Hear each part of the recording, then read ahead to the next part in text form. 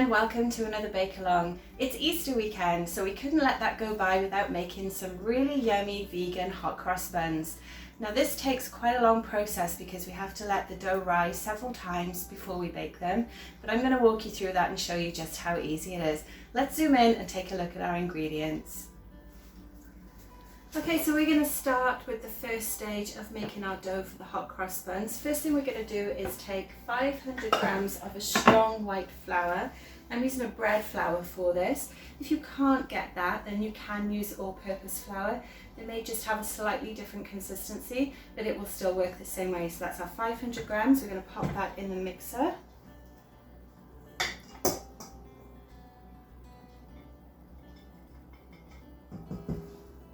And to that we're going to add 75 grams of sugar. I'm just going to give it a bit of a stir.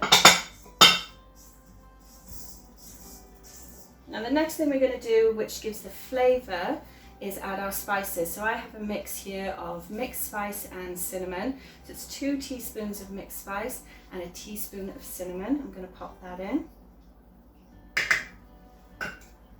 Next we're going to add our yeast, which is what we need to actually help the dough prove and grow. So I'm going to use just a pack of quick rise instant yeast.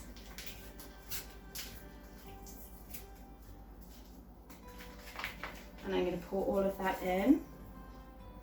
Now just double check when you use these, sometimes some of the yeast gets stuck inside, so you want to rip that apart and just wipe out any extra bits that have stuck. The next thing we're going to add that our yeast needs is our salt. This is 2 teaspoons of salt. And then we need to add our liquids. So first thing I'm going to do is add my melted butter. This is 50 grams of plant-based butter. I'm just going to scoop all of that out, make sure we've got everything combined in there. And then I have our warm milk. Now we need that heat to activate the yeast. So this is 300 mils of plant-based milk. I'm using an almond milk. And then we're going to add some zest, and I chose orange zest for this. You could use lemon zest instead, whichever you prefer. And this is just from 2 small oranges. Going to give it a quick stir. And you can get the smell from those spices straight away once you start mixing all this together. Now we're not going to add the dried fruit that you normally add to your hot cross buns just yet. I want to get this mix in first. I'm going to clean this off.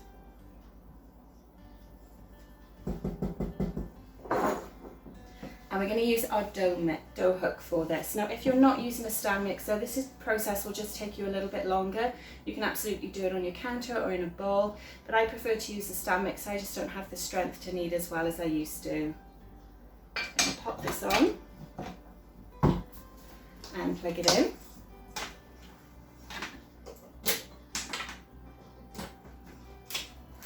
And then we're just going to put it on stir for now.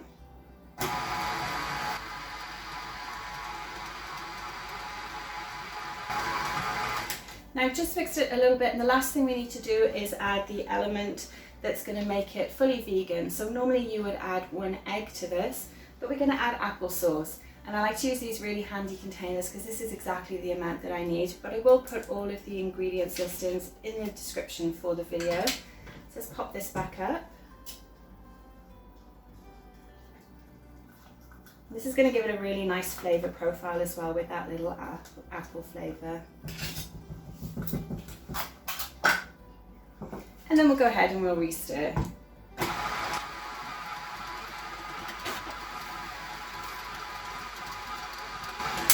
I want to show you this straight away. It hasn't been stirring for very long, just to give you an idea of what it's starting to look like. So you can see it's taken on a little bit of a brown tinge now from all the spices that we've added.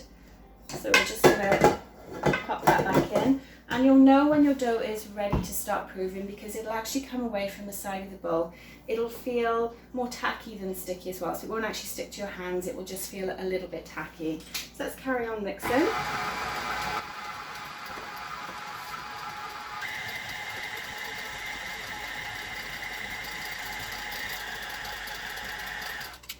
Okay, let's take a look. Now you can see all that nice orange zest in there as well. Let's have a feel of it. So it's a little bit sticky still. Now it's quite humid here today, it's warm. So I'm just going to mix it for a little bit longer just to get rid of that stickiness and also to make sure it's combined all that flour that tends to collect at the bottom of the bowl.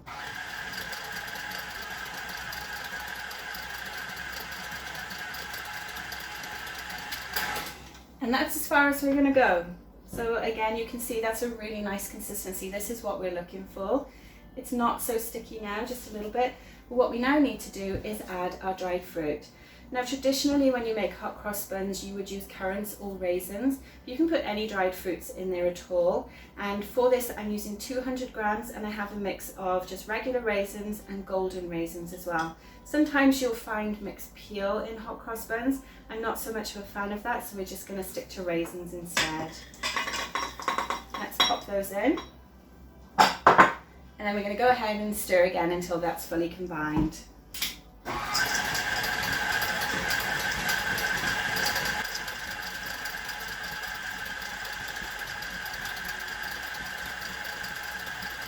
Now the reason I'm using the dough hook for this as well is we want that gluten to actually start to develop, and that's going to do it a lot better than I can. But if you've got really strong arms you can do this on your counter.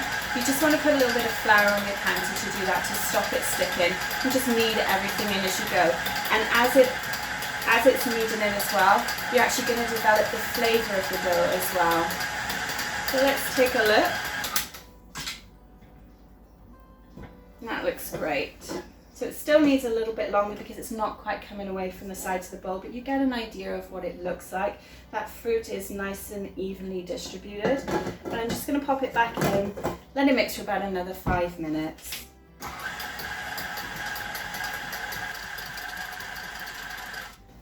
Okay, so I'm going to take another look. I'm going to scrape down the bowl just to make sure that we're not missing anything.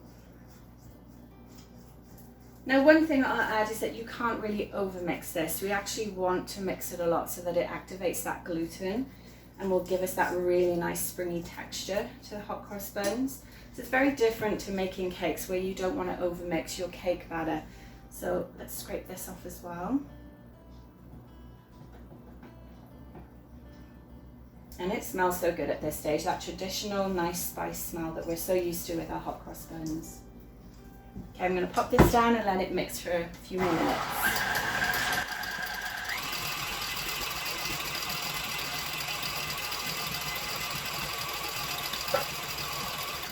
Okay, this is kneading up really nicely. I'm just going to show you the texture so you can see what it looks like. You see the stringiness that's starting to form? So that's the gluten that's starting to activate.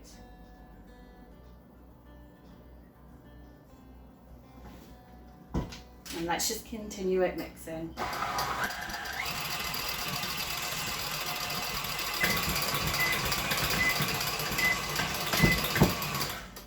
Okay, so that's our 5 minutes of kneading done. And this is coming away from the bowl, so we know that it's ready to move on to the next stage. I'm just going to clean this off, and then we're going to transfer it to another bowl.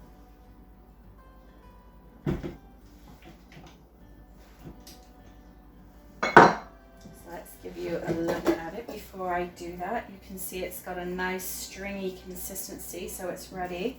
So I'm going to move this to one side and then bring in my bowl. So I've just lightly greased this, and we're going to transfer the dough into this, and then we can start it on its first proof.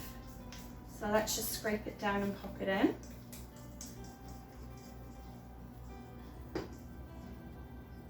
You can see all that nice gluten that's starting to work.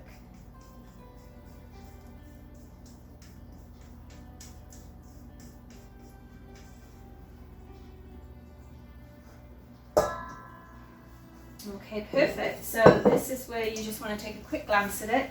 Make a mental note of how much is in there at this time, because we want this to double in size. So what I'm actually going to do is pop it in my oven. I have a proof setting on there. If you don't, then you could heat your oven up to 100 degrees, turn the temperature off, and then pop it in there. Or just pop it in somewhere warm in your house, especially if you've got a radiator or an air vent that can blow some nice warm air into it. You'll need to cover it as well. So I'm just using a shower cap that I have purchased to use for this purpose. Just want to make sure that bowl is completely covered so no air can get into it. So like I say, this is now going to brew for about an hour and a half and until it's double in size. So we'll let it do that and we'll come back and take another look. Okay, so the first proof is done. Let's take a look. You can see it has risen extremely well. It's quite jiggly as well. And you can hear some movement in it. It smells amazing. I wish you guys could smell this. Next thing we're going to do is knock some air out of it, give it another quick knead, and then it's going to go back to proof for another 30 minutes. So let's get on with that stage. And to do that, I'm going to put some flour on my counter first, or you could do it in the bowl if you prefer. It's whatever is your preference. I like to do this on the counter so I actually get a feel of my dough as I'm working with it. I'm just going to grab a spatula. You can see all that elasticity in it now as the gluten has started to develop. Looks and smells amazing. Okay, so to knock the air, we're just going to start to take it and we're knocking it down. And we're kneading it and we're just going to incorporate some of this flour. Now don't worry if any of your dried fruit falls out when you're doing this stage. You can either just pop it back in or toss it, doesn't matter. But the dough is obviously quite warm when you're doing this, not warm that it's going to burn you or anything, but it has got a nice warm touch to it. And you can see it's nice and springy, it's got that elasticity, you can see the gluten's developed really nicely. And that's all we need to do with it. So it's stuck a little bit here. I'm going to put some flour on it. Give it another quick couple of turns. And that's it. So a bit of a close-up for you here. You can see all that nice orange rind in it and all our mixed fruit as well. Just going to go back in our bowl. I'm going to cover it again with our plastic. And then 30 minutes to proof, and then we can finally get on to the next stage. So whilst this is proven, I'm going to go and enjoy a cup of tea and we'll be back soon. Okay, so our second stage is done. Let's pop it out so you can have a look. So nice and puffy again. It's got some real volume to it now, still nice and springy. A little less jiggly this time, but still some movement in there. Next thing we're going to do is actually cut them up now into the hot cross bun sizes. We're going to get about 12 from this. I'm going to flour my surface to do that. Then we're going to pop them on our baking sheet and they can go in the oven again for another proofing section. So let's pop my flour down first. And this just makes it easier, I find.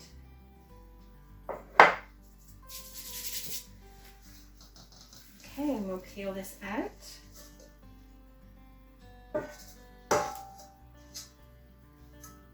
Pop this aside.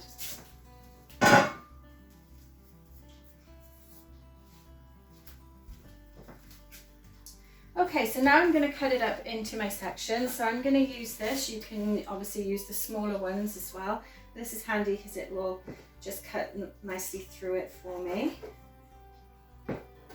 Now you could weigh these if you wanted to make it more accurate, but I'm just going to show you the quick way that I do it. So essentially I cut everything in half and then half and half and keep going until I get the number that I need. So I want 12 in total. So my first half, just pop some flour underneath.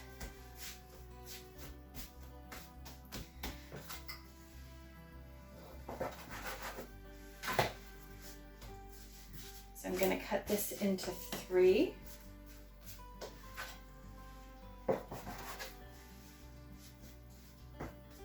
And this is a bit of a messy stage. It is going to start to stick to you a little bit. That's why I like to have my flour handy. Let's take a little bit off of this one. So I'm going to leave these to the one side for now and just show you quickly how easy it is to make that bun shape. I want a little bit more flour. And what you want to do, you can see that it's quite rough at this stage. So you just want to flatten it, pick up all those edges, fold them in on themselves. So we've got the nice rounded side here. And then turn it over, pop it on the counter. If you make this shape with your hand, I'm left-handed, so I'm going to do this. If you were right-handed, it would be this way. And you just want to kind of hold it like this, We're going to roll it back and forth on the counter. And you can see that that gives you that really nice rounded shape, nice and puffy as well. It's got a good height to it. I'm going to pop that one on my baking tray. Let's take the next one. So same thing again, I'm going to take my edges, bring them in. So you've always got that really nice smooth surface on the top. Show you this one right-handed. So I'm going to pop it down, make my C shape. And just smooth it around. And that feels awkward for me because I'm obviously left-handed, so I'm going to finish it off with this side, but you get the idea. And there's our nice shape. So I'm going to carry on and get this done for the rest of them, and then we'll talk about the next step once that's done.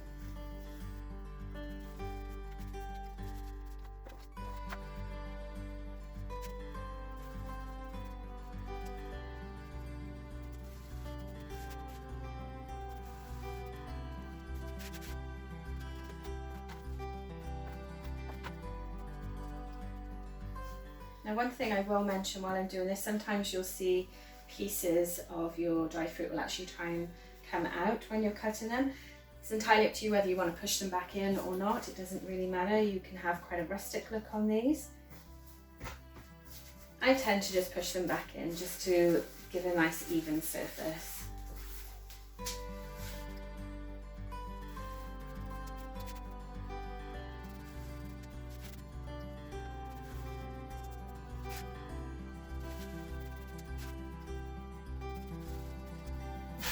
Okay, that's our 12 done. You can see they aren't all the same size, and that's just because I choose not to weigh them. If you wanted them to all be even, then obviously grab your weighing scales, divide the amount of dough that you've made by 12, and then you'll know how much dough you need to have in each of your buns.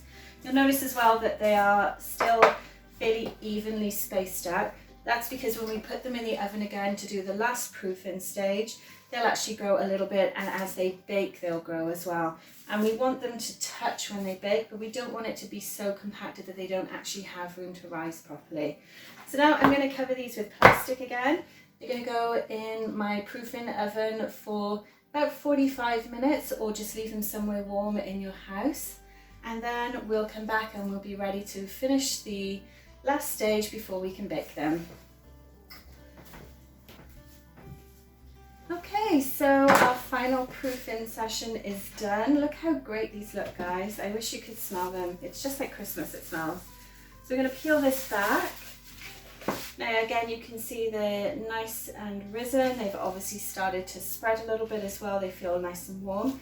The last thing we need to do now is to add that cross to it, the one that you would traditionally see on hot cross buns. So I'm just going to pop this in the garbage and then we'll get going with that.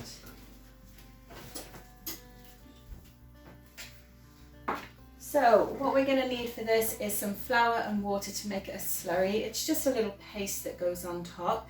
So we're going to start with 50 grams of flour. I have 80 ml of water, and I'm just going to start adding it until we get the right consistency. Now you don't want it so runny that it'll actually just run straight off. You want it still to actually stay on the buns. So let's add the rest. And then we're going to use some piping bags to pipe that on top.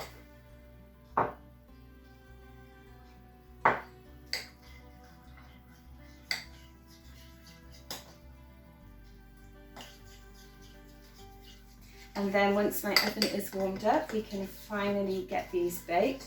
So at this stage, if you have been using your oven to proof your hot cross buns, you want to change it over to bake. I'm using the fan assist setting for mine.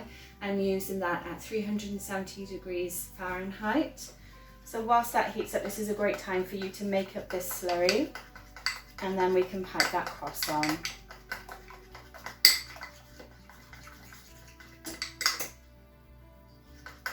Okay, so I'm just going to grab a whisk. This is a little bit too lumpy for my liking, so let's do that.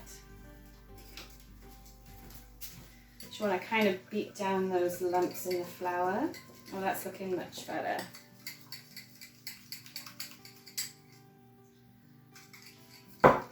Perfect.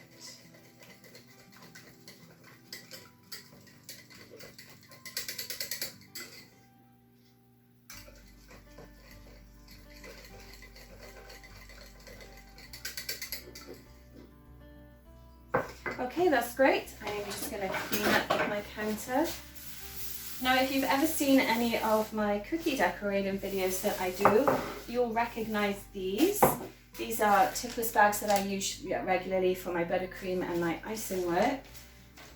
Now, when I use these, I like to pop them in a mason jar. It makes it really easy for me to fill my bag so that this isn't going to end up all over me or all over my counter. So I'm just going to pop the bag, turn it down, pop it inside. And now I can go ahead and fill it without worrying about not having enough hands to do that. Let's pour it in.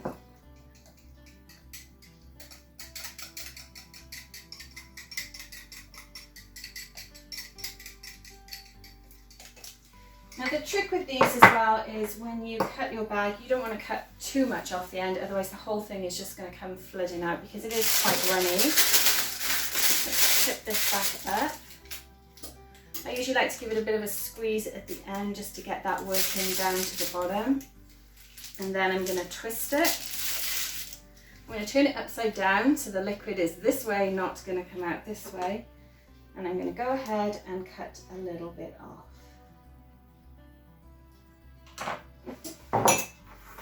And then before I tip that bag upside down, you just want to make sure you have a plan in your mind of how you're going to do this. I always suggest you do all the lines in one way first, and then we're going to turn our tray around and do the other way. So let's go ahead and do that. So when I start, I like to start so it touches the pan and go all the way across and down. Go back to the other end, over, across, and down. And for the last one, and down.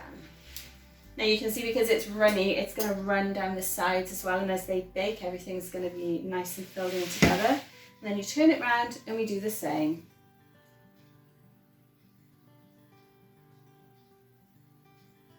And you can see how easy this is. Don't be afraid if you don't have piping bags, you could use a Ziploc bag for this. If you made it a little bit thicker, you could even put it on with a spoon, whatever's easiest for you. Got quite a bit left, so to stop this running all over my counter, I'm going to keep it turned up this way. Just pop it inside my mason jar so that when I make some more hot cross buns, I've already got it good to go. So there's our hot cross buns done, until we bake them, of course. Thank you for sticking with me for this long. I did say it would be a long process to make them. So the next thing we need to do now, as soon as my oven's heated up, I'm going to pop them in again at 375 degrees Fahrenheit. I'm going to be about 20-22 minutes until they're nicely golden brown, and then we've got one last thing to do once they're baked. Okay, our hot cross buns are finally done. You can see how nice and golden brown they are, and everything is spread nicely too. The last thing we need to do before we can eat them is spread some apricot glaze on them. So this is just 125 grams of apricot jam, or apricot, whichever way you say it.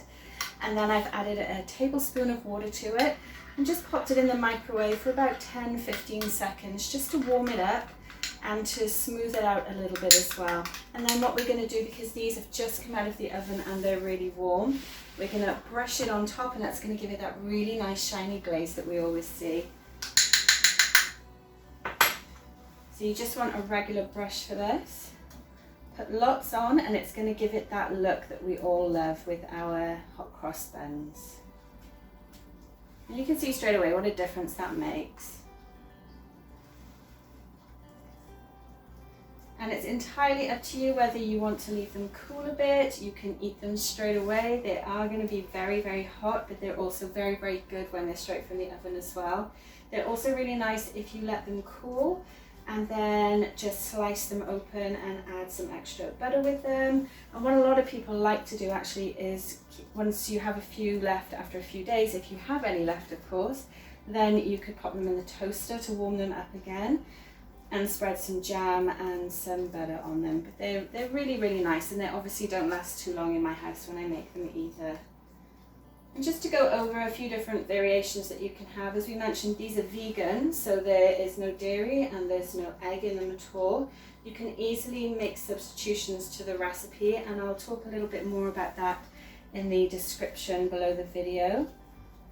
You can also do a really nice variation if you use lemon zest instead of orange, like we have here. And they're also really nice if you put chocolate chips in them too. So if your kids don't like the dried fruit as much, then chocolate chips is always a really nice alternative for kids. My personal favourite is to do orange and cranberry. So dried cranberries go really, really well in hot cross buns. There we go, there's our dozen glazed. And I think you'll agree that that makes a huge, huge difference to the final look of them. So let's hold them up and you can have another look. And there we go, there's our vegan hot cross buns. So please pop a comment below and let me know what you think of these. If you've ever had them before, they are generally more of a British treat, but there are more of them becoming available, especially here in Canada now. You'll see them in the stores as well. And let me know if you're going to try out the recipe. If you do, don't forget to take a picture and share it with me on your social media using the hashtag BakeWithCakeAngel. I'd love to see what you think of them. I'd love to hear what you think of them and also see what yours look like as well. Just going to let it cool for a few minutes and then we'll cut one up and you can see what they look like inside. Okay, so let's take a look at one and see what they look like inside. They are still quite warm, so I'm going to be careful when I do this. You can see straight away there's a really nice size to them, nice and fluffy. We're going to cut one up now as well.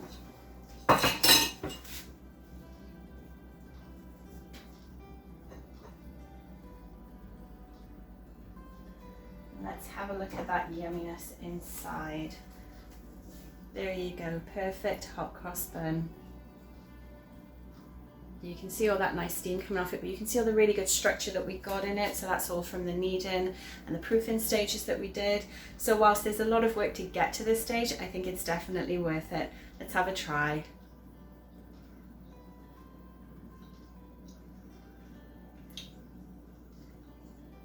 So that's really good. We've got that really nice flavour of the spices, that little bit of orange as well for a little bit of citrus taste to it, and a lovely, lovely soft consistency. So once again, thanks for watching and sticking with me with this vegan bake-along. I do hope you've enjoyed it. Don't forget to subscribe to my channel. I share bake-alongs every Saturday, and I hope to see you on the next one. Thanks for watching.